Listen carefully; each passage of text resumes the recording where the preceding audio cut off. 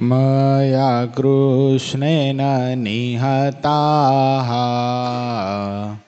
सार्जुनेन रणेषु ये प्रवर्तयिष्यन्त्यसुरा स्ते त्वधर्मं यदाक्षितो धर्मदेवा तदा भक्ता अहं नारायणो मुनि जानीषे कौशले देशे भूमो हि समगो द्विज मुनिशापं नृतां प्राप्तां नृसिंस्तात तथोधवम् ततो वित्तासुरेभ्योऽहं सद्धर्मं स्थापयन्नज सद्धर्मं स्थापयन्नज। ओम अवतारिणे श्री स्वामीनारायणाय नमो नमः। श्री हरिकृष्णाय श्री घनश्यामाय श्री सहजानंद स्वामीने नमो नमः। अपना मंदिर में प्रगट स्वरूपे बिराजता अपना सौ कोईना इष्टदेव प्राण प्यारा महाश्रेय मूर्ति संकल्प सिद्ध श्री स्वामीनारायण भगवान आपड़ा उपर जेमनी अपार करुणा है आपड़ा सौ कोईना गुरुश्री प्रातस्मरणीय परम वंदनीय महामुक्तराज परम पूज्यपाद सद्गुरु स्वामी नित्य स्वरूपदासजी स्वामी अपना मंदिर मोहन स्वामी पूज्यपाद हरिचरणदासजी स्वामी अपना मंदिर कोठारी पूज्य पार्षदवरी हरीश भगत पूज्य परम सुख स्वामी पूज्य करुणासागर स्वामी पूज्य रामानुज स्वामी पूज्य पवित्र जीवन स्वामी पूज्य विदेही भगत आदि तमाम संतो पार्षदों श्री चरणों में मानसिक साष्टांग दंडवत प्रणामनी साथे वाला वाला तमाम भक्तों हृदयपूर्वक जय स्वामीनारायण। કેટલામું ચરણમૃત આવ્યા દિનેશ ભગત? શું આવ્યું હતું કાલે?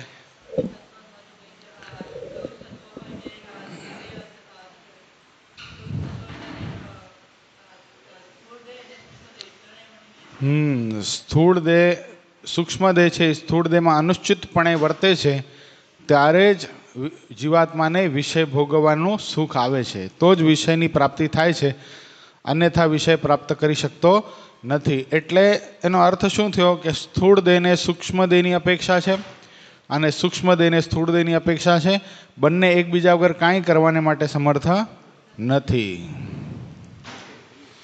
બહુ સરસ 14મું વચનામૃત થોડુંક લાંબુ હતું પણ બહુ સરસ સમજવા જેવું હતું। આજે આપણે સાળંગપુરનું 15મું વચનામૃત સમજવાનો પ્રયત્ન કરશું।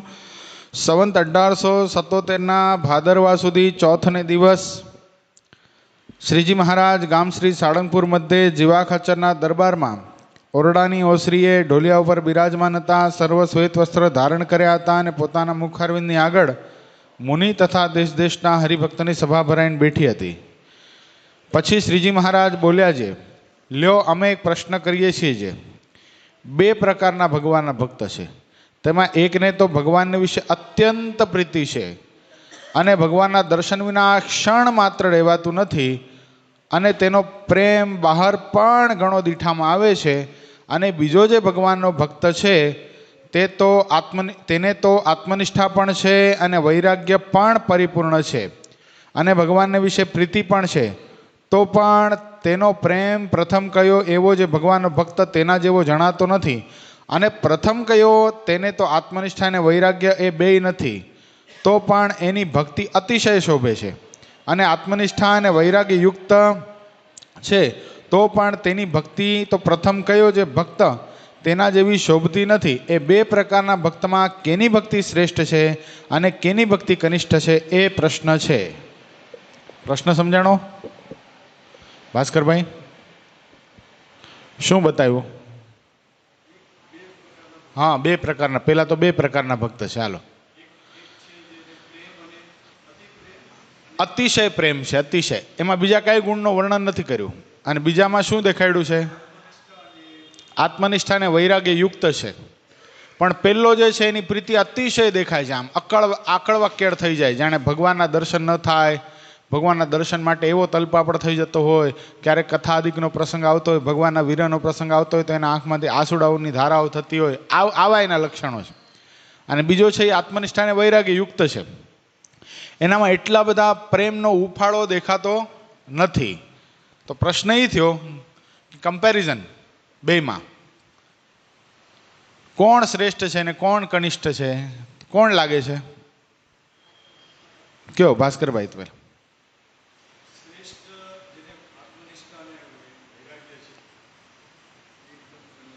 જોઈએ મહારાજ શું બતા. પેલા સ્વયં પ્રકાશાનંદ સ્વામી જવાબ આપશે. ભાઈ, સાળંગપુરના વચરાણમાં અધિકાર સ્વામીનો જ છે. પછી સ્વયં પ્રકાશાનંદ સ્વામી બોલ્યા છે આત્મનિષ્ઠા અને વૈરાગ્ય નથી તો પણ જેને ભગવાનમાં અતિશય પ્રેમ છે તે જ સરસ છે. સ્ટેટમેન્ટ આપી જ દે, પછી ભલે જે થવું એ થાય. શું બતાવ્યું? કારણ કે ભગવાનના મહિમાની આગળ સ્વામીને બીજી બધા સાધનો ગૌણ લાગતા, બધું જ. એટલે સ્વામીએ શું કીધું? આત્મનિષ્ઠા અને વૈરાગ્ય નથી, પણ જેને ભગવાનમાં પ્રેમ છે એ જ શ્રેષ્ઠ છે. સ્વામી કયા એંગલથી બોલ્યા છે તમને કહું? દાખલા તરીકે સચ્ચિદાનંદ સ્વામી છે, બરાબર છે? હવે સચ્ચિદાનંદ સ્વામીનો ભગવાનમાં કેટલો પ્રેમ, કેટલો બધો પ્રેમ. એમ કહેવાય કે સચ્ચિદાનંદ સ્વામીને જ્યારે રાધાવાડીએથી ભગવાનના દર્શન કરવા માટે જ્યારે લઈ આવતા ને, ત્યારે 4 જણા તો પકડી રાખતા. તોય પણ એ બધાને ધક્કો મારી છોડાવી મહારાજ પાસે જઈ અને મહારાજના ખોળા ઉપર હાથ મૂકીને મહારાજને જીભ વડે ચાટવા લાગતા. આટલો બધો પ્રેમ ભગવાનમાં, આટલો બધો. અને કદાચ ક્યારેક ભગવાન એને વઢે ને અને કાઢી મૂકે ને અને ભગવાનનો વિરહ થાય તો રૂવાડે રૂવાડે લોહીના ટચી આવી જાય, એવું સચ્ચિદાનંદ સ્વામીને ભગવાનમાં પ્રેમ હતો. હવે સ્વાભાવિક છે, આની આગળ આત્મનિષ્ઠા અને વૈરાગ્ય શું કામના ને? આ પ્રેમની આગળ આત્મનિષ્ઠા અને વૈરાગ્ય શું કામના? એક વખત દરબાર સુરાખાચરે સચ્ચિદાનંદ સ્વામીને કીધું કે સચ્ચિદાનંદ સ્વામી, તમને આટલો બધો ભગવાનમાં પ્રેમ છે ને આટલો બધો વિરહ સતાવે છે, તો મહારાજને કહો ને તમને પોતાની સાથે રાખે. ત્યારે સચ્ચિદાનંદ સ્વામી સુરાખાચરને કહે કે દરબાર, ભગવાન મને અખંડ પોતાની સાથે જ રાખે છે. શું કીધું? ભગવાન મને અખંડ પોતાની સાથે જ રાખે છે. એ કે કઈ રીતે? હવે તમે મોટા સ્વામી, તમારા ગપ્પા એ મોટા, વાત કરવાની કઈ લિમિટ હોય ને. મહારાજ અત્યારે ચરોતરમાં બિરાજમાન છે, તમે અહીંયા રાધાવાડીએ ગઢપુરમાં છો, તમે કઈ રીતે મહારાજની સાથે છો? એ કે તને જોવું છે? કે તને જોવું છે દરબાર? મહારાજે અત્યારે મને જલેબી જમાડી છે. એ કે હોય કાંઈ? જલેબી જમાડી છે, મોટી મોટી વાતો કરવાની ને ખાલી. એ કે ખરેખર જમાડી છે? એ કે તો બતાવો. તરત જ સચ્ચિદાનંદ સ્વામીએ પોતાના મોઢામાં આંગળી નાખી ઉપકો કરીને જલેબી બતાવી. બોલો. એટલે મહારાજે મને અત્યારે હું ભગવાનની સાથે 3 અવસ્થામાં રહું છું. મને ભગવાનનો વિરહ આટલો પણ થતો નથી. ભગવાનમાં મને એટલો બધો પ્રેમ છે જેની કોઈ સીમા નથી. એમ કહેવાય કે જ્યારે રાધાજી કે ગોપીઓને ભગવાનનો વિરહ થતો તો રાધાજીનો ચાંદલો લાલ થઈ જતો. પણ આ તો સચ્ચિદાનંદ સ્વામીને જ્યારે ભગવાનનો વિરહ થતો ત્યારે શું થતું? રૂવાડે રૂવાડે લોહીના ટચે આવી જતા. બોલો, રૂવાડે રૂવાડે આમ બેભાન થઈ જાય. બોલો, મહારાજનો વિરહ થાય ત્યારે બેભાન થઈ જાય, શરીર આખું લીલું પડી જાય, બ્લુ થઈ જાય. બોલો, એટલો બધો વિરહ. અને એક વખત છે ને સચ્ચિદાનંદ સ્વામીને મહારાજ બહુ દરબારગઢમાં રહેવા ન દેતા, કારણ કે એ બીજી બધી ક્રિયાને ડિસ્ટર્બ કરી નાખે. ભગવાન પાસે જાય ને ભગવાનને આમ આલિંગન કરવા લાગે ને ભગવાન ચુંબન કરવા લાગે ને આવું બધું કરે. એટલે મહારાજ શું કરતા ખબર છે? મહારાજ એને બહાર બેસાડતા, દૂરથી દર્શન થાય ને એમ કરતા.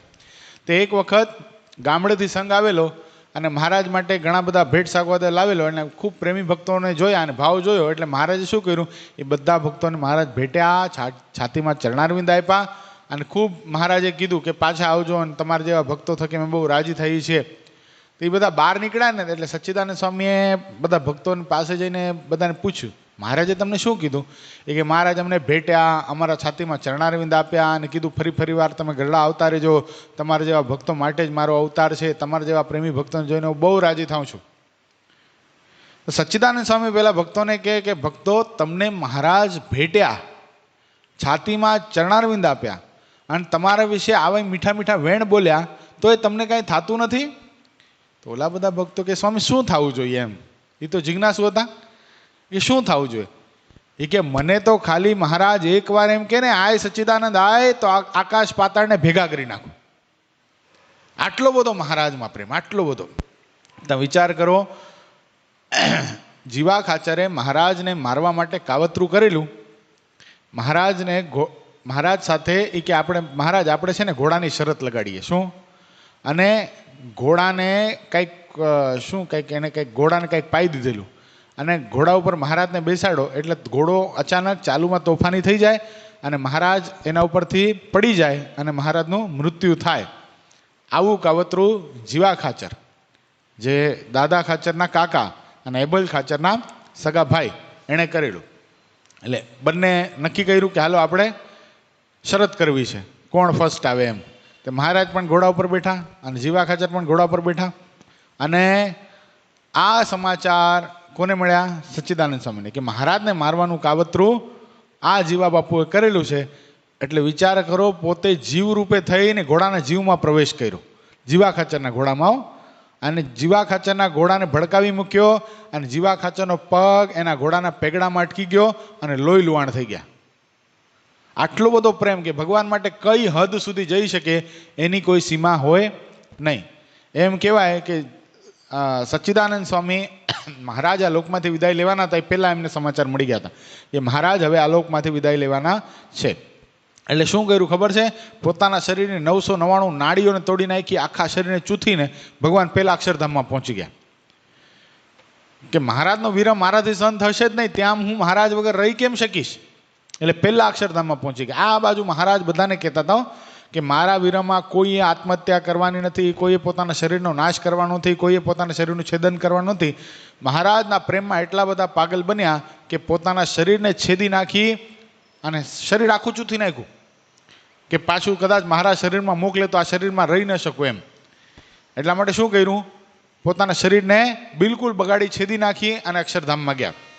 અક્ષરધામમાં ગયા પછી તો મહારાજ દિવ્ય રૂપે અક્ષરધામમાં જ્યારે આવ્યા, આ પંચભૌતિક દેહનો ત્યાગ કરીને, અને મહારાજના સિંહાસનની નીચે છુપાઈ ગયા.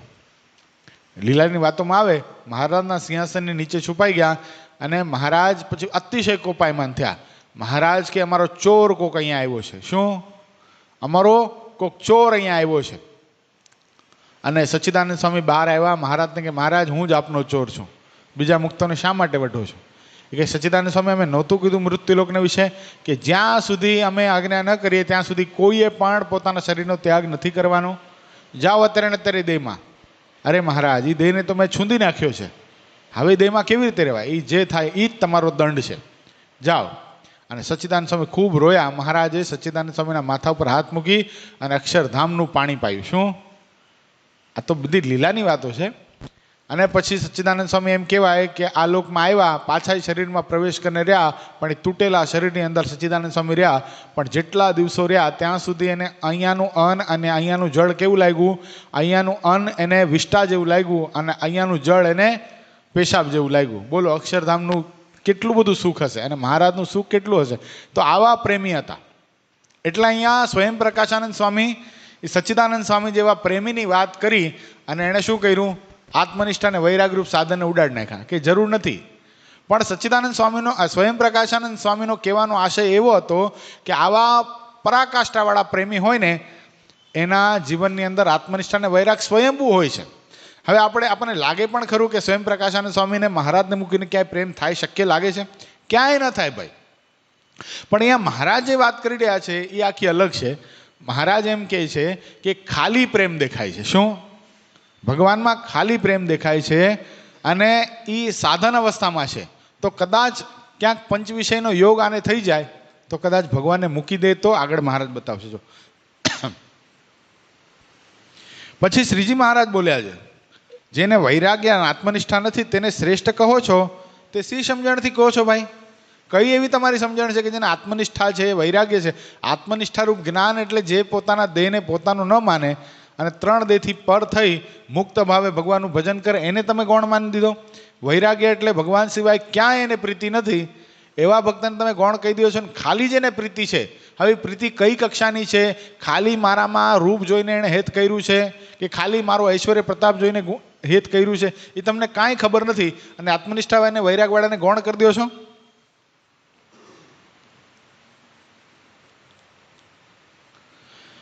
સી સમજણથી કહો છો? કેમ છે? એ તો દેહ અભિમાની છે. શું છે? દેહ અભિમાની છે. માટે જ્યારે એના દેહમાં સુખ થાય એવા પંચવિષયનો યોગ થશે ત્યારે એને વિષયમાં પ્રીતિ થઈ જશે. શું થશે? એના દુઃખમાં, એના શરીરમાં સુખ થાય એવા પંચવિષયની જ્યારે એને પ્રાપ્તિ થશે ત્યારે શું થઈ જશે? એને અમને મૂકીને પંચવિષયમાં પ્રેમ થઈ જશે ખરો. કેવો પ્રસિદ્ધ પ્રસંગ છે ને. મહારાજ શું કહેવાય, હા, દાખલા તરીકે આપણા મંદિરની અંદર પણ જ્યારે અમે ઓલું મંડળ ચાલુ કર્યું નાના બાળકોનું, બરાબર, એ બાળકો નાના હતા ત્યારે એનું જીવન કંઈક અલગ હતું. એ દોડી દોડીને મંદિરે આવતા, અહીંયા કીર્તન બોલતા, એને મંદિરમાં જ રહેવું ગમતું. જો મેં તો બધી અવસ્થાથી એ લોકોને પસાર થતા જોયા, મંડળ હું જ ચલાવતો. તો હવે એ બધા કોલેજમાં આવ્યા તો જેવી પહેલાં પ્રીતિ ભગવાનમાં હતી, જેવો પહેલો ભાવ ભક્તિમાં હતો, આવીને ચેષ્ટા બોલવાની, આવીને મંદિરની સેવા કરવાની, ધનુર્માસ હોય સવારના તો કથા વાર્તામાં આવી જવાનું. હવે બધા કોલેજમાં આવ્યા એટલે 18 વર્ષના થયા. એ જ બાળક જ્યારે 7મી 8મીમાં હતો ત્યારે એ જ બાળકોના જીવન કંઈક અલગ હતા. અને એના બાળકો અત્યારે જ્યારે કોલેજના યોગમાં આવ્યા છે એ બધા અત્યારે સૂતા છે. બોલો, ટોટલી સૂતા છે, મસ્ત ઘસઘસાટ. અત્યારે આજે 1 જાન્યુઆરી છે એટલે કોઈને ક્યાંય જવાનું ન હોય, બરાબર છે, સવારના પોરમાં બધા સૂતા છે. એનું કારણ શું? એને ધીરે ધીરે ધીરે ત્યાં સુધી એનું જીવન નિર્દોષ હતું. કોલેજમાં ગયા એટલે પંચવિષયનો યોગ થયો. પંચવિષયનો યોગ થયો એટલે આત્મનિષ્ઠા અને વૈરાગ્ય નહોતા, જેથી કરીને શું થઈ ગયું? પોતાના દેહના સુખ કરે એવા જે પંચવિષય એને પ્રાપ્ત થયા. પંચવિષય પ્રાપ્ત નથી થયા હજી, સમજો. પંચવિષયનું ખાલી ચિંતન છે, પંચવિષયના ખાલી દર્શન છે. અને અંતરની અંદર અંતરશત્રુ પીડવા લાગ્યા, જેથી કરીને શું થયું? ભગવાનમાંથી પ્રીતિ થોડી થોડી થોડી થોડી કરતાં ઓછી થવા લાગી. આ તો સામાન્ય જનસામાન્યની વાત છે. આમાં કોઈ એક સ્પેશિયલ વ્યક્તિ વિશેષની વાત નથી. બધા જીવનની અંદર આ કક્ષાએ બધા પહોંચે છે. એ બાળક જ્યારે 5મી 6મીમાં હોય ત્યારે એને મંદિરે આવવું ગમે, સંતોનો સંગ ગમે. પછી ધીરે ધીરે જ્યારે કોલેજ અવસ્થામાં આવે ત્યારે જોજો એ ઓછો થઈ જશે આવતો. પછી પાછો પ્રૌઢ અવસ્થા, જ્યારે કોલેજ પૂરી થતી થાય ને ત્યારે ક્યાંક ક્યાંક બને ને કોલેજની અંદર દગા મિલા ભાઈ સબ એવું બધું થાય. એટલે પાછો જ્યારે એ 21-22 વર્ષનો પ્રૌઢ અવસ્થાને પામે ને પછી એને થઈ ગઈ જિંદગી સબ જૂઠ હૈ. શું? નહીં સમજા મેં એ પ્રીત હી જૂઠ હૈ. શું? ગઈ જિંદગાની પિંગલા કી છે. અને પછી ભર્તૃહરી જેવું જ્ઞાન થાય છે. એટલે પાછો ક્યાં વળે છે ભાઈ? પાછો ભગવાન તરફ વળે છે. એટલે કહેવાનું તાત્પર્ય કે આત્મનિષ્ઠા અને વૈરાગ્ય ન હોય તો આ થવાની શક્યતા છે. મહારાજ ડાંગરવા પધારેલા. હવે ડાંગરવા પધાર્યા, ઓલા જતનબાનો ખૂબ ભાવ, એટલે મહારાજને ખૂબ એટલું બધું દુજાણું હતું જતનબા પાસે કે મહારાજ પોતાના 125 સંતોની સાથે ડાંગરવા પધાર્યા. અને ડાંગરવામાં મહારાજ અને જતનબાની શરત લાગેલી કે દૂધ દહીંમાં મહારાજ કોણ કોને હેકારા બોલાવે, કોણ કોને તાણે. મહારાજ કે હું એટલું બધું દૂધ દહીં પીરસીશ ને જતનબા તમારું ઘટશે. જતનબા કે મહારાજ તમને ચેલેન્જ આપી, જાઓ તમારા ત્રેવડ હોય એટલું પીરસજો. પણ આ જતનબા એટલું બધું દૂધ દહીં તમારા માટે, માખણ તમારા સંતો માટે એટલું બધું બનાવ્યું છે કે તમે કદાચ 8 દિવસ સુધી નોનસ્ટોપ પીરસો ને, નોનસ્ટોપ સંતોને દૂધ દહીંમાં રેલમ છેલ કરી નાખો ને તોય પણ આ જતનબાનું દૂધ દહીં ઘટશે નહીં. મહારાજ કે કાંઈ વાંધો નહીં, અમે 3 દી રોકાવાના છે, 3 દીમાં ખૂટવાડી દઈએ. 3 દી મહારાજ રોકાણા, દૂધ દહીંની રેલમ છેલ બોલાવ્યું. એટલું બધું દૂધ પીવડાવે, એટલું બધું માખણ જમાડે, રોટલા ઉપર માખણનો લોંદો ચોપડીને સંતોને જમાડે. આદિક મહારાજે ખૂબ લીલા કરી. પણ જેટલું દૂધ માંગે એટલું જતનબા હાજર કરે, જેટલું દૂધ માંગે એટલું જતનબા હાજર કરે. પછી મહારાજના મનમાં એમ થઈ ગયું આ જતનબા હારશે નહીં. એટલે મહારાજ શું કર્યું ખબર છે? પછી દૂધ પત્તરમાં પીરસતા જાય ને તો ધાર ખેંચે નહીં, ધાર ખેંચે નહીં, આમ રેલમ છેલ, એટલે ઓસરીમાં દૂધની ધાર વહેતી થાય, દૂધ દૂધ થાય. આ જતનબાઈ જોયું. મહારાજને મહારાજ આ ચીટિંગ છે, આવું કરવા તમને નહોતું કીધું. તમને ઢોળવા માટે નથી આપ્યું, પાવ જેટલું પાવાનું હોય તમે પીવો, સંતોને ભક્તોને પીવડાવો, બાકી ઢોળવા નહીં દો. એટલે મહારાજ ઢોળતા હતા ને એટલે શું કર્યું જતનબાએ? જે કાંઠો મહારાજે માટીના કાંઠામાં, માટીના માટલામાં દૂધ ભરેલું હતું, માટીનો એક કાંઠો, માટલાનો એક કાંઠો જતનબાએ પકડ્યો અને બીજો કાંઠો મહારાજના હાથમાં. મહારાજ કે નહીં અમારે આમ જ પીરસવું છે. જતનબા કે આમ નહીં પીરસવા દઉં. આમ એકબીજાને ખેંચતાણ થઈ. એ શું થયું? એ માટલું તૂટ્યું અને જતનબાના દરબારગઢની અંદર દૂધની રેલમ છેલ થઈ. આવા પ્રેમી ભક્ત, કેવા? આવા પ્રેમી ભક્ત. પણ એનો સગો નાનો ભાઈ, ને પોતાના સગા ભાઈમાં પોતાના પુત્ર જેવો પ્રેમ હતો. કારણ કે જતનબાના મા છે ને એ નાનપણની અંદર ધામમાં જતા રહેતા, એટલે પોતાના ભાઈને પોતે મોટો કરેલો, પ્રેમ આપીને, ભાવ આપીને, માતૃત્વ ભાવથી પોતે પોતાના ભાઈને મોટો કરેલો. 15 વર્ષની ઉંમરમાં એનો સગો ભાઈ ખોડીદાસ એ ધામમાં જતો રહ્યો. તે ખૂબ રડે, આમ ગાંડા જેવા થઈ ગયા, વિકટ જેવા થઈ ગયા. અરે મારો ખોડીદાસ જતો રહ્યો, અરે મારો વીરો જતો રહ્યો, અરે મારો ભાઈ જતો રહ્યો. આ સમાચાર મહારાજને મળ્યા એટલે મહારાજ ડાંગરવા ફરીવાર આવ્યા. અરે જતનબા, આ તો સંસારનો ક્રમ છે, ઉગ્યું આથમવાનું, ચણિયું ખડબડવાનું, નામ એનો નાશ છે, જીવે છે એ મરવાનો. આમાં આટલું બધું રુદન, આટલો બધો રડવાનું હોય? નહીં મહારાજ, મારાથી મારા ભાઈ વગર નથી રહેવાતું, મારાથી મારા ભાઈ વગર નથી રહેવાતું, હું નહીં રહી શકું. મહારાજે શું કર્યું ખબર છે? પોતાના ખભા ઉપર ફાળ્યું હતું એ માથા પર ઉઠીને મહારાજ રોવા લાગ્યા જતનબાની સામે. અરે મારા ફલાણા સાધુ મરી ગયા, અરે મારા ફલાણા સાધુ ગામડે ફરતા હતા, એને લોકોએ જીવતા હળગાવી નાખ્યા, અરે મારા ફલાણા સાધુ બહુ નાની ઉંમરમાં જતા રહ્યા, અરે હું શું કરું, અરે જતનબા મને પણ બહુ રડવું આવે છે, મને પણ બહુ દુઃખ થાય છે. જતનબા હિબકા ભરતા બંધ થઈ ગયા. અરે મહારાજ, મારા ભાઈને તમે ધામમાં લઈ ગયા, તમારા સાધુને હું થોડી લઈ ગઈ છું કે આમ રડો છો મારી આમે. મહારાજ કે તારા ભાઈને હું લઈ ગયો છું બરાબર છે, પણ તારા ભાઈને લઈ ક્યાં ગયો છું? અક્ષરધામમાં લઈ ગયો છું, અક્ષરધામનું સુખ ભોગવે છે, અને તું ગાંડી ભક્તિ મૂકી અને અહીંયા રુદન કરી રહી છો. આખો તમોગુણમય વાતાવરણ થઈ ગયું. આ ગામડે ગામડેથી મને સમાચાર મળે છે કે જતનબા તમારા બહુ મોટા ભગત કહેવાતા હતા, પણ હવે પોતાનો સગો ભાઈ મરી ગયો તો ભક્તિ ભક્તિ બધી મૂકી દીધી. ક્યાં ગઈ તમારી આત્મનિષ્ઠા અને ક્યાં ગયો તમારો વૈરાગ્ય? મહારાજે બહુ ઉપદેશ આપ્યો ત્યારે જતનબા થોડા કંટ્રોલમાં આવ્યા. એટલે કહેવાનો તાત્પર્ય શું કે આત્મનિષ્ઠા અને વૈરાગ્ય ન હોય તો શું થાય? કદાચ કોઈ પદાર્થ પ્રાપ્ત થાય, જો આમાં પ્રાપ્ત થાય તો પણ બેલેન્સ ચૂકાઈ જાય, અને હાનિ થાય તો પણ બેલેન્સ ચૂકાઈ જાય. આપણે એવું જોતા હોઈએ કે દોડી દોડીને મંદિરમાં સેવા કરતા હોય, દિવસમાં 3 ટાઈમ મંદિરે આવતા હોય, પણ ધીરે ધીરે ધીરે ધીરે કરતાં ઠાકોરજીની મહેરબાની થાય, ભગવાનના સંતોનો રાજીપો થાય, એનો વ્યક્તિ જો થોડોક આર્થિક રીતે સમૃદ્ધ થાય તો પછી મંદિરે અઠવાડિયે એકવાર આવે, 10 દિવસે એકવાર આવે, કદાચ આવે તો ખાલી દર્શન કરવા પૂરતો આવે, કથા વાર્તામાં પછી એને બેસવું ગમે નહીં. આ બધું શું કામ થયું? શું કામ થયું? આત્મનિષ્ઠા અને વૈરાગ્યનો તો સમજણ વગરનો સત્સંગ હતો ભાઈ. ભગવાન પાસેથી પંચવિષયની અપેક્ષા કરીને સત્સંગ કર્યો હતો, ભગવાને પંચવિષય આપી દીધા, એટલે પંચવિષયની પૂજામાં એ પંચવિષયનો ભગત હતો, એ ભગવાનનો ભગત હતો નહીં. નકા તો એવું જોવા મળે ને કે જેમ જેમ ભગવાન આપતા જાય, જેમ જેમ ભગવાન સુખી કરતા જાય, તેમ તેમ ભગવાન તરફ વધારે આકર્ષણ થવું જોઈએ. જો અત્યારે દાખલા તરીકે આપણે કોઈની નિંદા ટીકા નથી કરવી, પણ અત્યારે દાખલા તરીકે સંતો નથી, બરાબર, 1 મહિના સુધી સંતો તો રહેવાના નથી, બરાબર, તો મંદિર થોડી લઈ ગયા છે ભેગું? મંદિર નથી લઈ ગયા, ભગવાન નથી લઈ ગયા, તો મંદિરમાં તરત જ થોડું થોડું ઓટ આવવા માંડી, કથા વાર્તામાં સંખ્યા ઘટવા માંડી. બાકીના જો અહીંયા કથામાં જેટલા આવો છો, બરાબર છે, એક તટસ્થ ભાવે કહેજો કે કથામાં તમને કાંઈ ફેર લાગે ખરો? આમ કથા વાર્તા તો કથા વાર્તા રૂપી કથા જ થાય છે ને ભાઈ, કથા વાર્તા રૂપી કથા જ થાય છે, વચનામૃતની કથા થાય છે, શ્રીમુખના વચનો છે, આમાં આપણું કશું જ નથી. કથા કરનારો કોણ છે એ જોવાનું તાત્પર્ય નથી, પણ કોની કથા થાય છે એ જોવાનું તાત્પર્ય છે. તો એનો મતલબ શું થયો?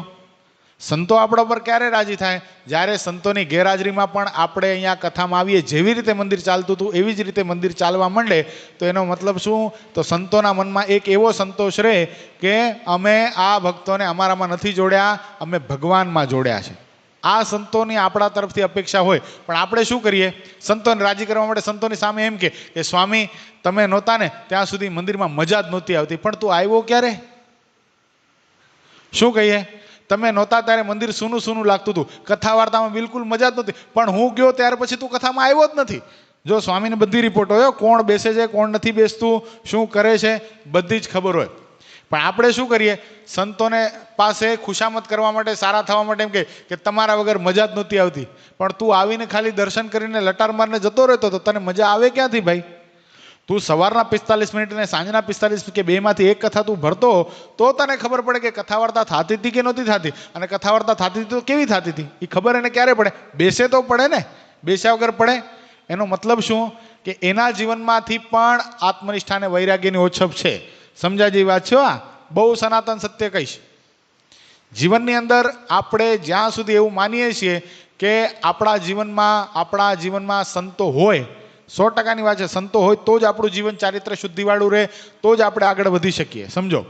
પણ કદાચ સંતો આપણને કોઈ આજ્ઞા કરીને ગયા છે તો અણિશુદ્ધ એ આજ્ઞા પાળવી, એ સંતોને આપણે મહિમા સમજીને એનું વચન પાળીએ છીએ તો જ આપણા જીવનમાં આત્મનિષ્ઠા અને વૈરાગ્ય છે. અહીંયા સચ્ચિદાનંદ સ્વયં પ્રકાશાનંદ સ્વામી જે બોલ્યા છે એને મહારાજ જોરદાર ખંડન કરે. જો એને જો કદાચ પંચવિષયનો યોગ થશે ત્યારે એને વિષયમાં પ્રીતિ થઈ જશે. શું થશે? જો એટલે 16,108 જે રાણીઓ, એમાં અષ્ટપટરાણીઓને બાદ બાકી કરતા જે 16,100 જે ભગવાનની રાણીઓ હતી, એ ભગવાનમાં કેવી રીતે શું કામ પ્રીતિ કરી હતી? લોકોએ ભગવાનનું રૂપ જોઈને, શું ભગવાન કૃષ્ણનું સ્વરૂપ જોઈને ભગવાનમાં પ્રીતિ કરી હતી. પણ જાંબુવતીનો દીકરો જે સાંબ, એ ભગવાન કરતાં અધિક સ્વરૂપવાન હતો, દેખાવડો વધારે હતો. જેથી કરીને શું થયું? વચનામૃતમાં મહારાજે લખ્યું કે સાંબને જોઈને એ ભગવાનની રાણીઓ હતી. શું કહેવાય? સાંભની માં કહેવાય ને. પણ ભગવાન એના રૂપમાં મોહ પામી ગઈ ભગવાનને મૂકીને. કલ્પના કરવા જેવી વસ્તુ છે ને. શું કામ? કારણ કે આત્મનિષ્ઠાને વૈરાગ્ય નહોતા. આત્મનિષ્ઠાને વૈરાગ્ય હોય તરત એમ જ સમજે એ ભગવાન એમાં કદાચ રૂપ છે કે નથી. જો અત્યારે આ તો સમજાય જેવી વસ્તુ છે. હવે આવા રૂપાળા ઘનશ્યામ મહારાજ બધે ઠેકાણે પધરાવા લાગ્યા, બરાબર છે. હવે તમે આજથી 150 વર્ષ પહેલા જતા રહ્યો તો એક હરિકૃષ્ણ મહારાજનું સ્વરૂપ જોવો કે શિખરબદ્ધ મંદિરોમાં ભગવાન જોવો તો એના દર્શન કરો. બાકી ગામડે ગામડે, દાખલા તરીકે સરદારનું મંદિર આજથી 150-150 વર્ષ જૂનું છે, બરાબર છે. તો એ સમયે મંદિર કેવા હતા? ગામડે ગામડે એવા જ મંદિર હતા. તો આવા સ્વરૂપોના દર્શન તે વખતે થતા નહોતા. તો પણ ભગવાનના ભક્તો કેવી રીતે ભક્તિ કરતા હશે? કેવી રીતે માનસી પૂજા કરતા હશે? રોજ એને આવીને એના દર્શન કરવાના. આપણને તો નિત્ય નવીન દર્શન આપે છે. આપણા ઉપર તો ભગવાનની કૃપા સમજો, બહુ મોટી કૃપા છે કે જેવા હાલતા ચાલતા ભગવાન હતા એવા ને એવા શણગારના દર્શન આપણને થાય છે. પણ તમે ખાલી કલ્પના કરો, આજથી આપણે 150 વર્ષ પહેલાં આવ્યા હોત અને વડતાલથી દૂર ક્યાં ગામડામાં રહેતા હોત અને રોજ આપણને વડતાલ જવાની આપણી કેપેસિટી ન હોત અથવા તો આપણે જઈ ન શકતા હોય, સોશિયલ મીડિયાનો જમાનો તો હતો નહીં, હરિકૃષ્ણ મહારાજના દર્શન 6 મહિને એકવાર થતા હોત અથવા તો વર્ષમાં એકવાર સમયમાં થતા હોત, પણ આપણે તો આપણા ગામના હરિમંદિરમાં જતા હોત તો આપણે શું કરીએ? વિચાર કરો. આત્મનિષ્ઠાને વૈરાગ્ય ન હોય તો આપણે પ્રીતિ ક્યાં કરવાની? તો કેમ કરતા હશે ભક્તો? કારણ કે મૂર્તિ તો એ નહીં, એ સ્વરૂપની હોય. અને ધીરે ધીરે, દાખલા તરીકે આપણે અત્યારે સરદારનું જૂનું મંદિર જોઈએ છે તો એ મૂર્તિ કેવી થઈ ગઈ? તમે વિચાર કરો ને. આમ જૂની થઈ ગઈ ને, જીર્ણ થઈ ગઈ ને, તોય પણ ભગવાનનો ભક્ત એમાં કેમ પ્રેમ કરતો હશે? કહેવાનો તાત્પર્ય ને હૃદય આકાશને વિશે ભગવાનને ધારતો હશે. એના માટે આત્મનિષ્ઠ વૈરાગ્ય યુક્ત જે ભગવાનનો ભક્ત છે એના માટે એવું નથી હોતું કે હું મંદિર આવું તો જ ભગવાનના દર્શન થાય. એ શું થાય? એ જ્યાં બેસે ત્યાં એના માટે મંદિર છે. શું એ આંખ વીંચીને પોતાના સ્વરૂપમાં મસ્ત બની જાય તો શું થઈ જાય? એના માટે મંદિર ત્યાં ઊભું થઈ જાય. એનો મતલબ એવો નથી કે મંદિરે જવું નહીં. હો, આત્મનિષ્ઠાને વૈરાગ્યવાળો મંદિરનું કોઈ દી ખંડન કરે નહીં. જેમ દાખલા તરીકે હવા તો બધી ઠેકાણે છે પણ આપણે એસીનું બટન ચાલુ કરીએ છીએ તો જ આપણને ટાઢક થાય છે. એ મંદિર છે એ ભજનનું કેન્દ્ર છે. શું છે?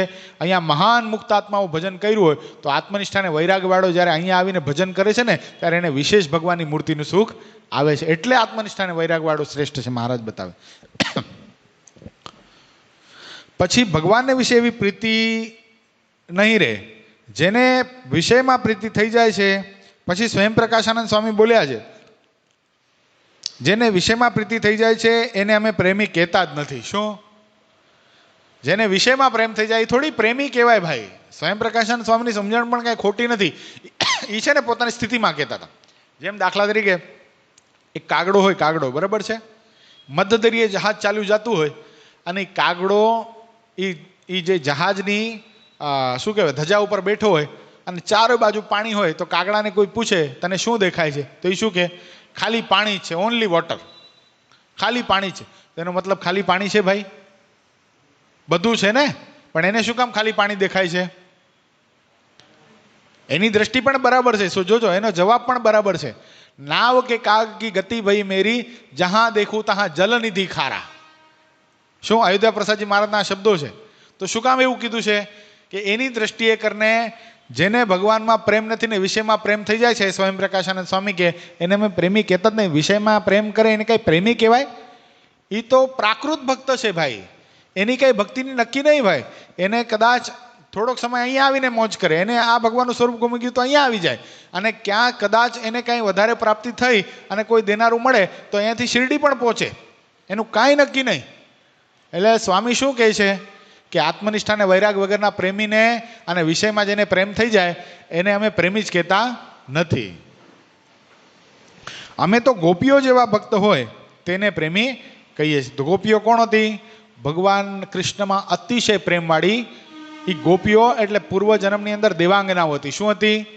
દેવાંગનાઓ હતી. એણે ભગવાનને પ્રાપ્ત કરવા માટે કઠણ સાધનાઓ કરેલી, જેથી કરીને બીજા જન્મે અનેક ઋષિ મુનિઓ, અનેક દેવાંગનાઓ બધાને ભગવાને ક્યાં રૂપ આપેલા? એ વ્રજની ગોપીઓ બનાવેલી. એ કોઈ સામાન્ય નહોતા, કોઈ સામાન્ય નહોતા. આપણને લાગે કે એનું ખાણું જાડું, એનું બોલવું જાડું, એના પહેરવેશ જાડા, પણ એ મહાન મુક્ત આત્મા હતા બધા. ગોપીઓ એટલે આત્મનિષ્ઠ અને વૈરાગ્યની સમજણને ઉલ્લંઘી જાય એવી તો એની સમજણ હતી. જો મહારાજ બતાવે. પછી મહારાજ બોલ્યા છે ગોપીઓ કાંઈ ભોળી નહોતી, એ તો આત્મનિષ્ઠા અને વૈરાગ્ય યુક્ત હોય તેની સમજણને પણ ઉલ્લંઘી જાય એવી ડાઈઓ હતી. જેમ કોઈક રાજનીતિનો જાણનારો હોય ને તે બોલે, તેના જેવું તો ગોપીઓના બોલ્યામાં ડાપણ હતું. શું હતું?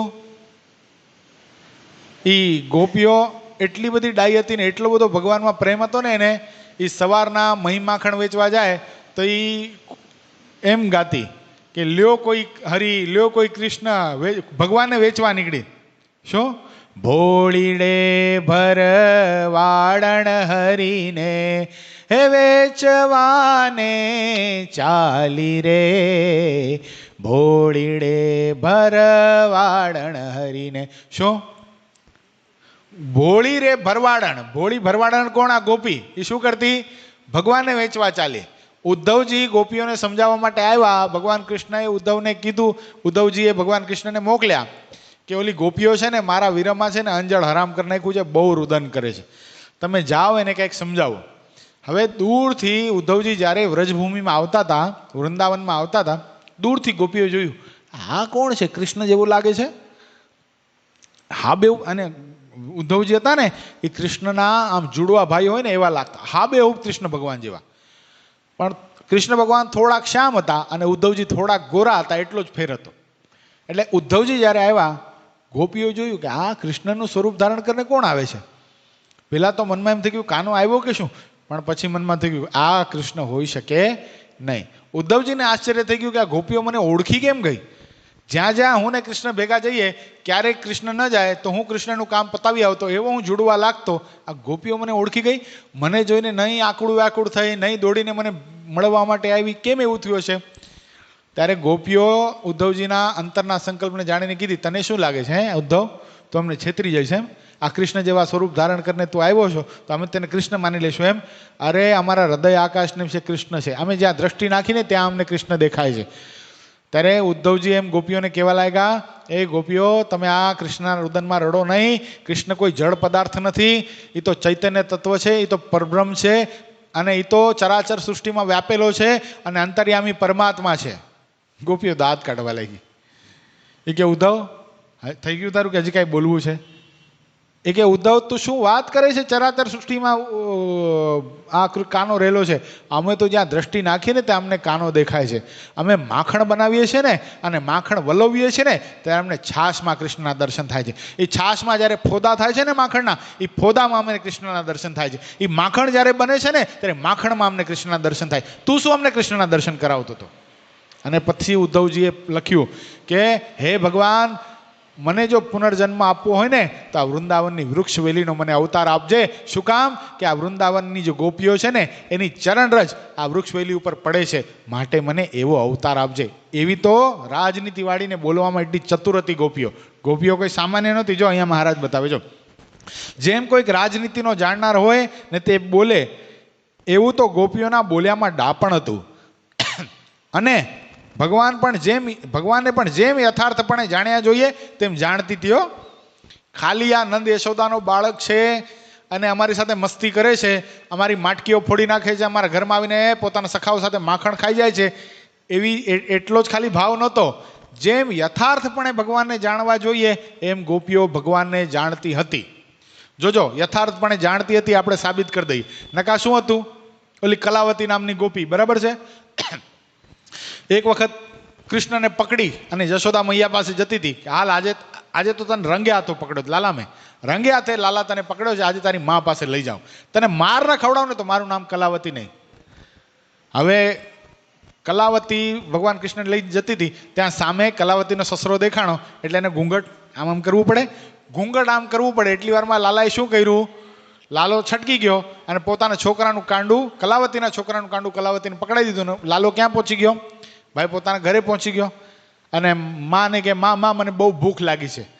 માએ માખણ આપ્યું અને કીધું માં ઓલી કલાવતી છે ને એનું મગજ ફરી ગયું છે. એ કહે છે તું મારા ઘરે આવે છે ને તું મારા ઘરે આવીને માખણ ચોરી જાય છે. માં આપણા ઘરે કાંઈ માખણની કાંઈ ઓછપ છે? આપણા ઘરે તો 9 લાખ ગાયો દૂજે છે અને નંદ બાબાના ઘરે કાંઈ માખણની ઓછપ હોય? માં ઓલી કલાવતીનો મગજ ફરી ગયો છે, હમણાં આવશે તારી પાસે, મારી ફરિયાદ કરશે અને કહે છે કે યશોદા મૈયા તારો લાલો મારા ઘરે આવીને માખણ ખાઈ જાય છે, જોજે હો માં, તું બહુ ભોળી છો, તો આ બધાના શબ્દોમાં આવીને મને પછી ઠપકો આપે છે, માં જોજે. એ કે એમ થોડી ઠપકો આપું તને, હું કાંઈ ભોળી થોડી છું? યશોદા મૈયાને ફૂલ ફિટ કરેલા. કલાવતી આવી અને કલાવતી આવીને તરત જ પોતાના છોકરાને ઘા કર્યો. આમ યશોદા મૈયા જો આ તમારા લાલાને સમજાવી દો, આ મારા ઘરે આવે છે, પોતાના સાથે સારગીદોને લઈ આવે છે અને ઉપર ચડીને માખણ ખાઈ જાય છે, આ બધું હવે ચાલશે નહીં. યશોદા મૈયાએ તો સાંભળી લીધું. શું કીધું કલાવતી? શું કીધું તે? પેલા જોતો ખરી આ મારો લાલો છે કે તારો લાલો? એટલે કલાવતી જોયું એ કે મારો લાલો તો આ માખણ ખાય છે બેઠા બેઠા. એટલે કહેવાનું તાત્પર્ય કે કલાવતી પછી જ્યારે બહાર નીકળી ઘરેથી બહાર, ત્યારે કલાવતીને શું કીધું કૃષ્ણએ? આ વખતે તો સમજજે એક વાત, આ વખતે તો તારા છોકરાનો હાથ પકડાઈ દીધો હતો, બીજી વાર જો આમ આવી છે ને તાર ધણીનો હાથ પકડાઈ દઈશ, આખી બજારમાં બધા દાંત કાઢશે. પણ આટલી બધી લીલાઓ કર્યા છતાંય પણ તમે વિચાર કરો, ભગવાન કૃષ્ણ નટખટ જાણતી હતી, ભગવાન કૃષ્ણ સાથે એની લીલામાં સંમલિત પણ થતી હતી, પણ એ ભગવાનને યથાર્થ જાણતી હતી. એનું આપણે એ વાત જોઈ રહ્યા છે કે ભગવાન કૃષ્ણને યથાર્થ જાણતી હતી. એનું કારણ શું? કે જોજો, મથુરામાં ભગવાન ગયા અને મથુરા અને વૃંદાવનનું અંતર કેટલું છે ખબર છે? કેટલું છે? બસ એટલું જ છે, 9 કિલોમીટર, એટલે 3 ગાવ જ છે. કેટલું? 3 ગાવ જ છે. છતાંય પણ ભગવાનની મરજી નહોતી તો ગોપીઓ ભગવાનની મરજી લોપીને કોઈ દિવસ વૃંદાવન કે ગોકુળથી મથુરા ગઈ નથી ભગવાન કૃષ્ણના દર્શન કરવા માટે. નકા કેટલો બધો પ્રેમ હતો. પ્રેમના વિરહમાં એમ કહેવાય કે ગોપીઓ રડતે રડતે એમ કહેવાય કે એટલું બધું રડતી કે એક ત્યાં તળાવ બનાવેલું છે. એ તળાવ એમ કહેવાય છે કે ગોપીઓના આંખના આંસુનું તળાવ છે. શું? એ પાણી નથી, જળ નથી, ભગવાન કૃષ્ણના વિરહમાં એ બિંદુ પડ્યા છે આંખમાંથી. ત્યાં પણ એક બિંદુ સરોવર છે. બોલો, એટલે કહેવાનો તાત્પર્ય આટલો બધો પ્રેમ હતો છતાંય પણ ગોપીઓ ભગવાનને યથાર્થ જાણતી હતી. અને સર્વ યાદવોમાં અતિશય ડાયા જે ભગવાનના ચોવટી આવ્યા, જે ઉદ્ધવજી, તે ગોપીઓની સમજણ જોઈને ગદગદ કંઠ થયા અને તે ઉદ્ધવજી એમ બોલ્યા છે કે ગોપીઓ પાસે મને જ્ઞાન કહેવા મોકલ્યો, તે ભગવાને મારી ઉપર અતિશય અનુગ્રહ કર્યો. શું કર્યું? હું જ્ઞાન દેવા નહોતો ગયો, હે ગોપીઓ, હું તો તમારી પાસે જ્ઞાન શીખવા માટે આવ્યો. મને તો ખબર નહોતી તમારી આવી સ્થિતિ છે. મને તો એમ હતું કે તમે તો અભણ છો અને હું તો જ્ઞાનનો ભંડાર છું, ખૂબ ભણેલો છું, તો હું તમને ચરાચર સૃષ્ટિમાં વ્યાપક એવા એ પરમાત્માનું વ્યાપક સ્વરૂપ, અન્વય સ્વરૂપ, વ્યતિરેક સ્વરૂપ એ બધું સમજાવીશ. પણ તમને તો પહેલાંથી જ બધી ખબર છે, તમે ક્યાં ભણશો? તમે તો વેદની શ્રુતિઓને પણ ઉલ્લંઘી જાઓ એટલી તો તમારી સમજણ છે મહાન. અને પોતે ગોપીઓને ઉપદેશ કરવા ગયા હતા, પણ ગોપીઓના વચન સાંભળીને પોતે સામો ઉપદેશ ગ્રહણ કર્યો. એટલા મહાન ગોપીઓનું વ્યક્તિત્વ હતું. અને તમે કહેશો છે ગોપીઓ એવી બુદ્ધિમાન નહોતી, તો એમાં મુગ્ધા, મધ્યા અને પ્રૌઢા 3 પ્રકારના ભેદ છે. આ ગોપીઓના ભેદ નહીં, ગોપીઓ તો એ સમય જતા એ વખતે થઈ ગઈ, પણ આ ભક્તના ભેદ ભગવાન સ્વામિનારાયણ આપણને સમજાવવાનો પ્રયત્ન કરે છે. 3 પ્રકારના ભેદ બતાવ્યા ગોપીઓના માધ્યમથી. ક્યાં? મુગ્ધા, મધ્યા અને પ્રૌઢા. આપણામાં પણ આવા લક્ષણો હોઈ શકે હો, તપાસ કરવાના. આપણે કઈ કક્ષાએ છીએ સમજો. આપણે પણ ભગવાનમાં પ્રેમ કરવાનો છે અને ભગવાનમાં ગોપીઓ જેવો પ્રેમ કરવાનો છે. ગોપીઓને જેવો ભગવાનમાં પ્રેમ હતો, જેવી સમજણથી ગોપીઓ ચાલતી હતી, એ સમજણથી જો આપણે આગળ વધીએ તો આપણે સહેજે ભગવાનને પ્રાપ્ત કરી લઈએ. તો ગોપીઓની સમજણ કેવી હતી અને ગોપીઓમાં 3 વિભાગ પડતા હતા, એમ ભગવાનના ભક્તમાં પણ 3 વિભાગ પડશે.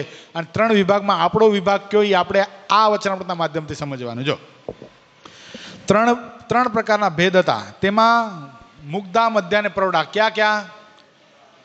મુગ્ધા, મધ્યા અને પ્રૌઢા. હવે મુગ્ધા એટલે શું? તેમાં મુગ્ધાનું એવું લક્ષણ છે જે એક તો ભગવાન ઉપર ધોખો ઘણો કરે અને એમ બોલે છે અમે તમારે અર્થે કરીને મરી ગયા તો પણ તમે નજરમાં લાવતા નથી. શું? એ પ્રેમની પરાકાષ્ઠા છે. ગંગામાં નહોતા ભગવાનને ઠપકો આપતા, ભગવાનના ભક્તોને ઠપકો આપતા, અમે તમારા માટે કરી ગયા પણ કાંઈ સામું જ જોતા નથી, તમે કાંઈ તમને અમારી કાંઈ કદર જ નથી. આ કોણ બોલે? આ મુગ્ધા ગોપી બોલે. ઓલા જાનબાઈ છાપરી ગામના પૂર્વજન્મમાં કોણ હતા? શુક્રાચાર્યની દીકરી દેવ્યાની હતા. બરાબર છે. હવે ભગવાનમાં એટલો બધો પ્રેમ હતો, ભગવાનમાં એટલો બધો પ્રેમ હતો, પણ આત્મનિષ્ઠાને વૈરાગ્ય નહોતા. એટલે શું થયું? કચ્છને જોઈ, કચ્છ એ શુક્રાચાર્યનો શિષ્ય હતો. શુક્રાચાર્યના આશ્રમમાં વિદ્યા ભણવા માટે કચ્છ આવેલો, અને આ ગુરુબેન થાય ને, એની ગુરુની દીકરી એટલે શું થાય? ગુરુબેન થાય. પણ એ કચ્છનું સ્વરૂપ જોઈ અને દેવ્યાનીના મનમાં એને પરણવાની ઈચ્છા થઈ, અને માંગણી પણ કરી, તું મને પરણી જા. પણ કચ્છે શું કીધું કે તમે તો મારા માટે મા બેન દીકરી સમાન છો, તમારા વિશે ખરાબ સંકલ્પ પણ મારાથી થાય નહીં, માટે હું તમને પરણીશ નહીં.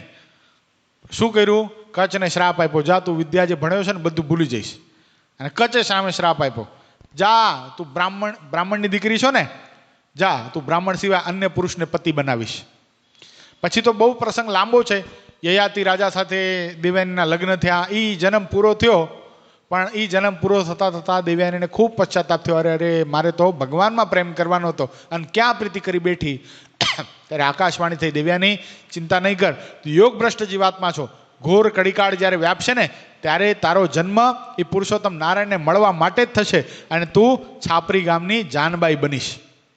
હવે જાનબાઈ થયા, પણ હવે શુક્રાચાર્યની દીકરી એટલે વિટો પાવર તો બાળપણથી જ હોય, નાનપણથી જ એવો વિટો પાવરો, ભગવાનમાં પ્રેમ કરે પણ ભગવાનને આધીન બનાવીને પ્રેમ કરે. બોલો, જાનબાઈના માતા પિતા એક વખત સમૈયામાં ગઢપુર જતા હતા. બહુ પ્રસિદ્ધ, બહુ મોટી લીલા છે, પણ આપણે ટૂંકમાં જોઈએ કે જાનબાઈના માતા પિતા એક વખત ગઢપુર જતા હતા, અને જાનબાઈને કે હાલ મહારાજના દર્શન કરવા માટે. જાનબાઈ એના માતા પિતાને કે મારે કાંઈ ત્યાં આવવાની ગરજ નથી, એને જો ગરજ હોય ને તો એ અહીંયા આવીને મને દર્શન આપે.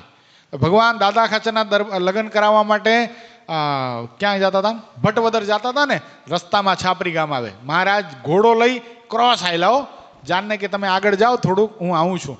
છાપરી આવ્યા અને જાનબાઈને કે જાનુ હવે તો દરવાજો ખોલો, હવે કેટલી રાહ જોડાવશો, અમે તમને દર્શન આપવા માટે આવ્યા છીએ. એટલે આ કઈ ગોપી કહેવાય? મુગ્ધા ગોપી. ભગવાન સામે પણ ધોખો કરે, તને જો ગરજ હોય તો તું મને દર્શન દેવા માટે આવ. ગજા ગઢવી હતું ને, ભગવાન સ્વામિનારાયણને ગરજ હોય તો ધોળો હાથી લઈને મને તેડવા માટે આવે. આ જ એના લક્ષણ હોય એ મુગ્ધા. પોતાનું ધાયરું જ કરાવે ભગવાન પાસે, અને ભગવાને કરવું પડે, કારણ કે ભગવાન છે એ ભક્તાધીન પરમેશ્વર છે. બીજા કેવા હોય? મધ્યા. જો બીજાના લક્ષણ બતાવે છે. ના, હજી બાકી છે.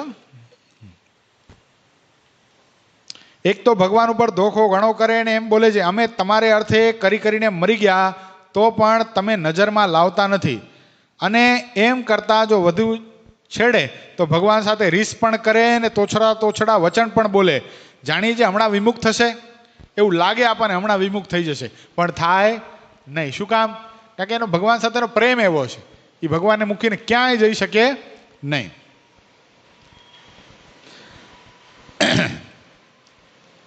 એવી જાતના જેના શાસ્ત્રને વિશે વચન હોય તે ગોપીને મુગ્ધા જાણવી.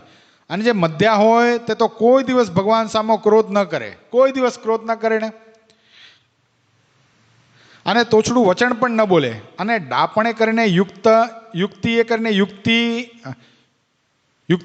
કરીને પોતાનું સ્વાર્થીપણું બીજાને જણાવવા દે નહીં, અને પોતાનું કામ સાધે તે ભેળું ભગવાનનું ગમતું કરે. ભગવાનના ગમતામાં વર્તે પણ ભેગું પોતાનું ગમતું પણ કરી લે, એવી બુદ્ધિશાળી હોય. જેમ જીવા ખાચર હતા, જેમ સુરા ખાચર હતા, આ બધા શું કહેવાય? મધ્યા ગોપી. ભગવાનનું ગમતું કરે, હે મહારાજ જેવી આપની આજ્ઞા, પણ આટલું જો ભેગું કરી લઉં તો. સંતો આપણને નથી કહેતા ઘણી વાર કે આટલું કરવું પડશે? સ્વામી હું તમને પછી મળું. શું સ્વામી એમાં એવું છે ને, સવારના તમે કહો છો વાત બરાબર છે, પણ મને રાતના બહુ મોડું થઈ જાય છે, અતિશય મોડું થઈ જાય છે. હવે તમે કંઈક સમજો સ્વામી, મારે પછી આખો દિવસ કામ કરવાનું હોય, અને કામના સ્થાને જઈને ઝોલા ખાઉં, પછી મારો શેઠ મને વઢે, અને ક્યાંક નોકરી જતી રહેશે તો આજીવિકા કેમ ચાલશે? કથામાં આવવું જ જોઈએ, 100% તમારી વાત સાચી છે, 100% સવારની કથામાં આવવું જ જોઈએ. પણ શું કર્યું? ભાઈ સંતો તો દયાળુ હોય, કાંઈ વાંધો નહીં, સાંજની કથામાં આવજો એમ કહે. સાંજની કથાએ જાય ને સવારની કથાએ જાય, એક કથામાં ભાઈ પહોંચે નહીં. એટલે કહેવાનું તાત્પર્ય, ભગવાનનું ગમતું કરતાં કરતાં પોતાનું ગમતું એ કરાવી લે. આ કેવા જાતના લક્ષણ છે? મધ્યા ગોપી. પણ એકલું ભગવાનનું ગમતું કરે નહીં, અને ભગવાનનું ગમતું કરવું પડે તો પણ કંઈક પોતાનું ગમતું કરવાની યુક્તિ જરૂર રાખે. કદાચ હાલો સ્વામી બહુ સ્ટ્રિક્ટ થઈ ગયા, દાખલા તરીકે કદાચ ન થાય, ઠાકોરજી બધા ઉપર આપણા પર રાજી રહે, પણ જો દાખલા તરીકે અત્યારે બદલી થઈ સમજો, કારણ કે ધરખમ ફેરફાર થવાનો છે, પૂજ્યપાદ ગુરુશ્રી કીધેલું, અને જો ફેરફાર થયો અને જો સત્સંગ સાગર સ્વામી આવી ગયા તો આ બધાની દશા શું થશે? હું તો એ વિચારીને દાંત કાઢું છું. આ અમિત ભગત અત્યારે આવી રહ્યા છે આ મોજમાં, ક્યારેક એને માઇક આપો તો કથાની એવી મોટી મોટી વાતો કરે, સવારની કથામાં આવું જોઈએ ને આમ આવું જોઈએ ને તેમ આવવું જોઈએ, ઘણું બધું કહી નાખે. પણ હું તો કેટલા સમયથી નોટિસ કરું છું, લગભગ 2 મહિના પછી આજે કહું છું કે ક્યારે પહોંચે છે ભાઈ? કહેવાનું તાત્પર્ય, જો સત્સંગ સાગર સ્વામી હોય અને કદાચ હું સૂતો હોઉં ને, અને તબિયત બરાબરનો એ દિવસે કદાચ સૂતો હું, તો એ મને લઈ આવે, બરમુડો પહેરીને અહીંયા બેસાડે. બોલો, એટલી એનામાં તાકાત છે, એટલો વિટો પાવર છે. આ ભાસ્કર દાદાને યાદ હશે, સત્સંગ સાગર સ્વામી પાર્ષદ હતા, હજી સર્વમંગલ ભગત હતા, અને 7:17 કથા ચાલુ થાય આપણે ત્યાં, બરાબર રાઈટ. હું 7:19 પહોંચ્યો. સ્વામીએ મંગળાચરણ પૂરું કરી લીધું, હું દંડવત કરતો અને બેસવા ગયો તો મને કે નહીં ઊભા જ રહ્યો, ત્યાં ઊભા જ રહેવાનું થાય છે, આખી કથા ઊભા રહેજો. પાછી બોલે કેવું ખબર તમને?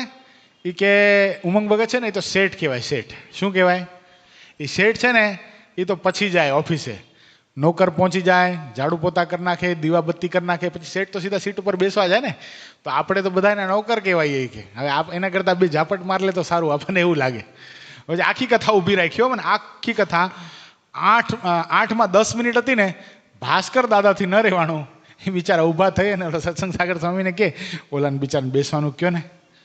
હવે વિચાર કરો, એ આવી જાય તો આપણી દશા શું થશે અહીંયા? આ બધા જે અત્યારે સયાજીરાવ સરકારના દીકરાની જેમ પોયડા છે પલંગની અંદર,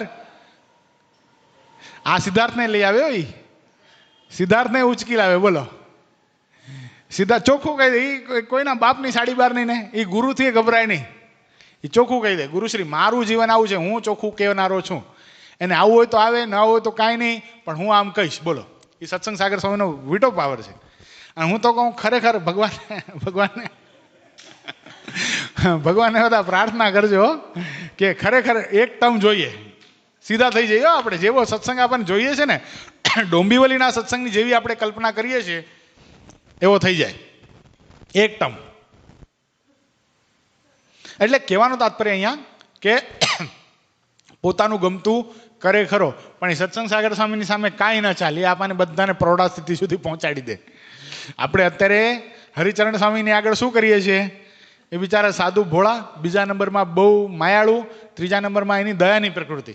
એટલે એ શું કરે, આપણે ગમે એવું કરીએ ને, બિચારા કહેશે ખરા સવારની કથામાં આવો, સવારની કથામાં આવો, સવારની કથામાં આવો, પણ એનાથી વિશેષ કાંઈ કરતા નથી. આ તો એટલા બધા સિવિયર થઈ જાય, આપણે કદાચ ન આવીએ ને તો એ ઘરેથી લઈ આવે. એટલે સુરતમાં ભરતભાઈ ફીફા છે, ઓળખતા હશો બધા. હવે એ કથામાં ન આવ્યા એક દિવસ, સિદ્ધાર્થ સમજાય જે વસ્તુ છો, સવારની કથામાં ભરતભાઈ ફીફાત ન આવ્યા, એને લેવા ગયા. બોલો, નિરંજન સ્વામીને કથા કરવા બેસાડીને સત્સંગ સાગર સ્વામી એને ગાડીમાં લેવા ગયા. ઓલા ભાઈ સૂતા હતા, એ બરમુડો પહેરીને સૂતા હતા, એને બરમુડો હોતો નાખ્યો ગાડીમાં અને ગાડીમાં લઈ આવ્યા, એને બેસાડ્યો કથામાં, પોતે વ્યાસપીઠ પર બેસીને કથા કરી 1/2 કલાક. હવે જો નથી આવ્યા ને તો એકની આવી વલે થશે. કેવા સીધા થઈ જાય આવું કર્યું હોય તો આપણી યારે. એટલે હકીકત જરૂર છે. કેમ લાગે તમને બધાને? કરજો ઠાકોરજીની પ્રાર્થના. તો હજી તો બદલાવનો હજી વિચાર ચાલી રહ્યો છે. કોણ ક્યાં જશે કંઈ ખબર નથી, પણ ઠાકોરજીની ઈચ્છા હશે એમ થશે. અને જે પ્રૌઢા છે તે કેવળ ભગવાનના ગમતા પ્રમાણે ચાલે અને કોઈ રીતે પોતાના સ્વાર્થની યુક્તિ કરે નહીં, અને કેવળ ભગવાનને રાજી કરવાની ઈચ્છે. અને જે રીતે ભગવાન રાજી થાય તે રીતે જ પોતે રાજી રહે, પણ પોતાના બરોબરની જે ગોપીઓ હોય તે ઉપર ઈર્ષા કે ક્રોધ કરે જ નહીં. અને માન મત્સર આદિ જે સર્વ વિકારનો ત્યાગ કરીને ભગવાનની સેવામાં સાવધાન રહે. અને જેણે કરીને ભગવાન કુરાજી થાય એવું આચરણ તો તેને મન કર્મ વચને કરીને કોઈ કાળે કરે જ નહીં. એવા જે શાસ્ત્રમાં વચન કયા છે તેને પ્રૌઢા ગોપી જાણવી. આનું ઉદાહરણ કોણ? દાદા ખાચર, અનાદિ મૂળ અક્ષર મૂર્તિ સદગુરુ ગોપાળાનંદ સ્વામી, સદગુરુ મુક્તાનંદ સ્વામી, સદગુરુ ગુણાદિતાનંદ સ્વામી, પૂજ્યપાદ ગુરુશ્રી. આ બધા કોણ? એ પ્રૌઢા ગોપી. ભગવાનની મરજી સમજે. ભગવાન કદાચ ગમે એવી પરીક્ષા એમની લે ને તોય પણ પોતાની સ્થિતિમાંથી ચલાયમાન ન થાય. એ કોણ? એ પ્રૌઢા ગોપી જેવા ભક્ત છે. એવી રીતે મુગ્ધા, મધ્યા અને પ્રૌઢા એવા ગોપીઓના ભેદ છે. માટે ગોપીઓની સમજણમાં તો અતિશય વિવેક હતો. તે માટે એની પ્રીતિ અણસમજણની કહેવાય નહીં ને. ગોપીઓ તો યથાર્થ ભગવાનનો મહિમા જાણતી હતી અને તે મહિમાના પ્રતાપે કરીને આત્મનિષ્ઠા અને વૈરાગ્ય સહેજે એના હૈયામાં વર્તતો હતો. માટે ગોપીઓને વિશે તો આત્મનિષ્ઠા અને વૈરાગ્ય આદિક અનંત જે કલ્યાણકારી ગુણ તે ભગવાનના મહાત્મ્યના પ્રતાપે કરીને સંપૂર્ણ હતા. અને એવા ભક્તની રીત પણ આમ છે જે શબ્દ, સ્પર્શ, રૂપ, રસ અને ગંધ એ જે 5 વિષય તે ભગવાન સંબંધી જ ઈચ્છે, પણ બીજા સંબંધી ઈચ્છે નહીં. ગોપીઓ જેવા ભક્તની રીતિ કઈ બાપુ? ઓ દરબાર, સવારના આવતા જાઓ કોક દી. ગોપીઓ જેવા પ્રેમના લક્ષણો એના કેવા? 5 વિષયો કેવા? ભગવાન સંબંધી જ હોય. એ શબ્દ પણ ભગવાનની કથા વાર્તાનો જ છે, સુગંધ પણ ભગવાનને ચડેલા ચંદન પુષ્પનો જ છે, સ્વર રૂપ પણ ભગવાનની મૂર્તિનું જ છે. એવો જે ભગવાનનો ભક્ત છે એને ગોપીઓ જેવી સમજણ હોય, પણ બીજા સંબંધી ઈચ્છે નહીં. અને ભગવાનની વિશે એ 5 વિષય કરીને અતિશય હેતે કરીને વૈરાગ્ય અને આત્મનિષ્ઠા નથી તો પણ ભગવાન વિના બીજે કોઈ જગતનો ઘાટ હૈયામાં થાય નહીં. જેમ વરસાદ ન વરસ્યો હોય ત્યારે નાના પ્રકારના તૃણના જે બીજ તે પૃથ્વી ઉપર કાંઈ ભાસે નહીં, પણ જ્યારે વરસાદ વરસે ત્યારે એટલા તૃણ ઉગે જે પૃથ્વીમાં દેખાય નહીં. તેમ જે આત્મનિષ્ઠા અને વૈરાગ્ય કરીને રહિત છે તેને જો ભગવાન વિના બીજે કોઈ વિષયનો ઘાટ જણાતો નથી તોય પણ જ્યારે એને કુસંગનો યોગ થશે. શું થશે? આપણે સ્ટાર્ટમાં જોઈ ગયા કે નાના નાના બાળકો હોય સ્ટાર્ટમાં કેવા રૂડા લાગતા હોય, આપણને એમ થાય આ તો સાદું જ થઈ જશે. પણ એને જ્યારે કુસંગનો યોગ થાય છે, કોલેજ રૂપી કુસંગનો યોગ થાય છે, ત્યારે શું થઈ જાય છે? એના હૈયામાં એવા ઘાટ થશે, બુદ્ધિ ભ્રષ્ટ થઈ જશે. શું કામ? એને આત્મનિષ્ઠા અને વૈરાગ્ય નથી. અને પરમેશ્વરની તો હૈયામાં સ્મૃતિ પણ નહીં રહે. એવા ને એવા ભગત છે જે દિવસમાં 2 વાર આવતા પણ હવે અઠવાડિયે દર્શન કરવા નથી આવતા. હું એને પૂછું શું કામ નથી આવતા ભાઈ? તો કે આળસ થઈ જાય છે. કેટલો ડાયરેક્ટ જવાબ આપી દે આપણને કે આળસ થઈ જાય છે. બોલો. અને એકદમ સામાન્ય રીતે એને એ વાતનું જળજણી પણ ઉઠતી નથી કે ભગવાનના મને દર્શન નથી થતા એક દિવસ. અને અખંડ વિષયનું ધ્યાન થશે પછી એ વૈરાગ્ય અને આત્મનિષ્ઠા વિનાનો પ્રેમી ને એમ ભાસે છે મારે તો ભગવાનમાં લેશ માત્ર પ્રીતિ નથી.